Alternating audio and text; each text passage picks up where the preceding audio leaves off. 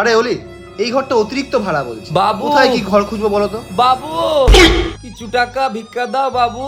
আরে কিছু নেই, যাও তো। এমনিতেই মাথায় এত টেনশন। চলো। আরে 7-8 হাজার টাকার নিচে কোনো ঘর ভাড়াই পাওয়া যাচ্ছে না। এরকম করে চললে আমরা কি করে ঘর ভাড়া নেব? তাই তো, এখনকার দিনে কলকাতার বুকে ঘর ভাড়া পাওয়াই মুশকিল। এরকম চললে আমাদের মতো মধ্যবিত্তরা কি করে ঘর ভাড়া থাকবে? আরে কিছু না কিছু করে তো ম্যানেজ করতে হবে না? আরে দাদা, তুমি আবার চলে এলে?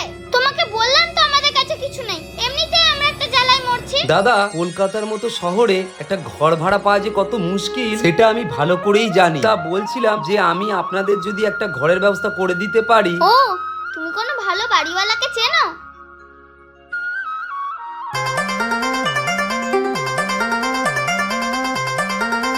দেখুন দিদি, একেবারে স্টেশনের পাশে এই যে বড় বড় দুটো সুন্দর ঘর ভাড়া আছে। এই ঘরটা খুব সুন্দর না? হ্যাঁ, খুব সুন্দর। দাদা, আপনি খুব ভালো। আপনি একটা ভিখারি হয়েও আমাদের জন্য এত সুন্দর একটা ঘর খুঁজে দিলে। আরে না না দিদি, এই ঘরটা তো আমারই।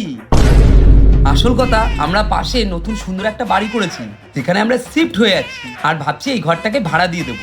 ভেবেছিলাম 6,000 টাকা ভাড়া পাবো, কিন্তু আপনাদের অবস্থাটা দেখে আমার মনটা খুব খারাপ হয়ে গেল। তাই আপনাদের জন্য এটা 5,500 টাকাই ভাড়া দিয়ে দেব।